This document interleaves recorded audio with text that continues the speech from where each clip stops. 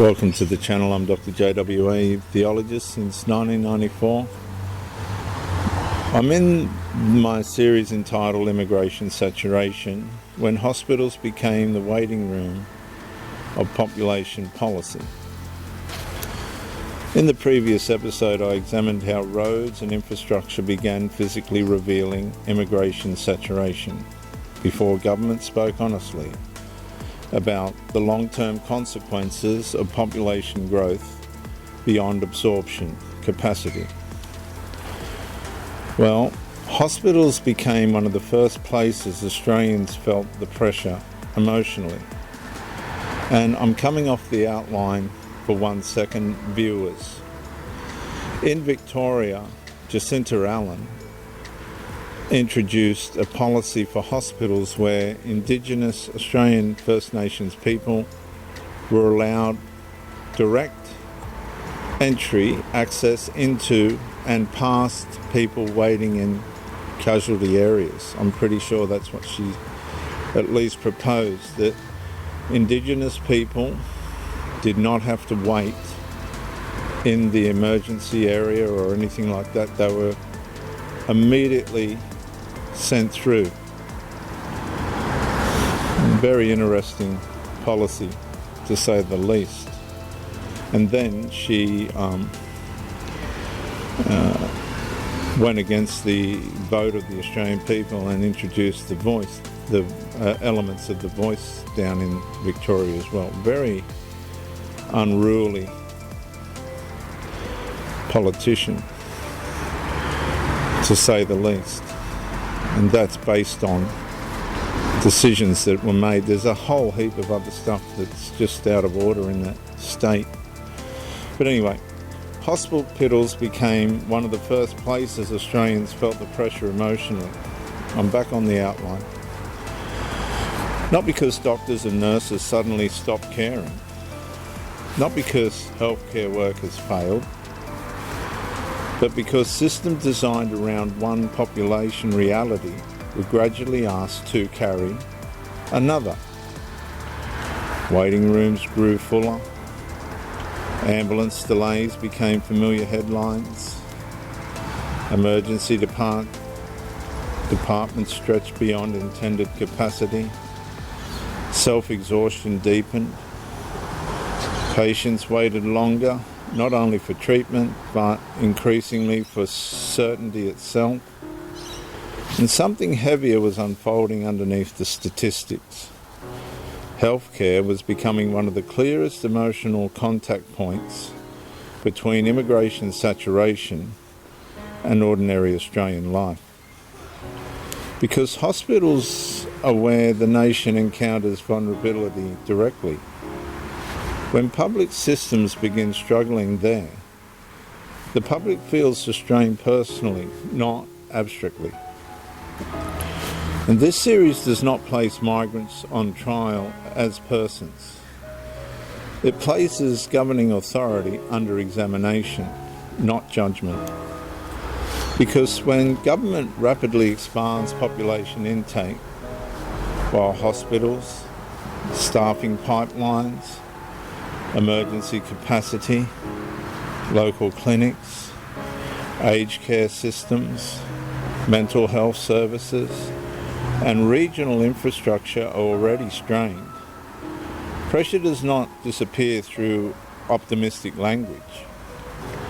It transfers into waiting times, exhaustion, delayed care, workforce burnout, and public anxiety. I'm breaking off the outline again. During the COVID situation, Gladys Berejiklian, the New South Wales Premier, I'm pretty sure that was her name, excuse me if it wasn't, they were promised, the nurses and people were promised a pay rise. And then COVID hit. It was around the time COVID hit, and they took the pay rise off the nurses and everyone when they were about to go in what was possibly their busiest era, professional career era. Now, if that makes sense to you, you're a better person than I am, but it was a complete slap in the face to the people that run our health services. I'm sure that was, I just confirmed, it was Gladys Perigiclian. And she completely slapped in the face the nurses and doctors and those that were promised this small pittance of a pay rise and didn't follow through with it. It was disgraceful. And so Australians began sensing the contradiction quietly. Population growth was still discussed as economic strength, while healthcare systems increasingly resembled permanent triage management.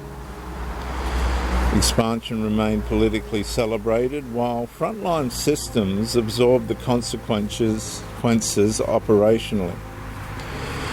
That imbalance damages trust and also morale. Not because Australians oppose helping newcomers, but because many began feeling the practical carrying limits of the nation are being treated as secondary to administrative expansion itself.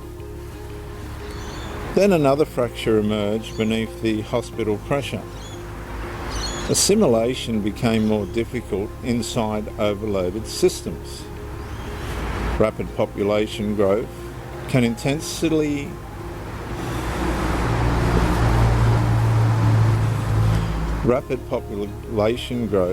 intensify language barriers, cultural misunderstandings, administrative complexity, fragmented expectations around gender, family authority, and healthcare decision-making, while simultaneously reducing the system's capacity to integrate patients into a shared civic experience calmly and coherently. Government then faces a deeper question.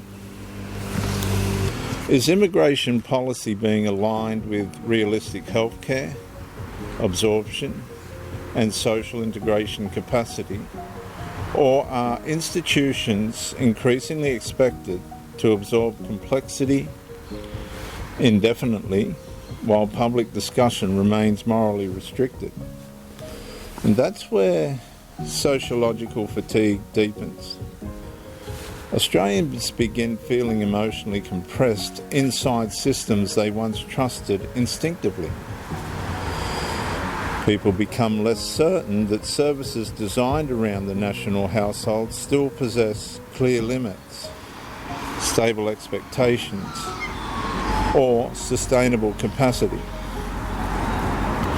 Australia's constitutional memory carries the older assumption that authority itself stands beneath the almighty Christian God, because Australia is run under the Christian constitution, and so is most of the Western world, with law, conscience, stewardship, truth, and duty toward the people. When that restraint weakens, governments begin managing overload continuously rather than asking whether the load itself has exceeded what the system was responsibly designed to carry.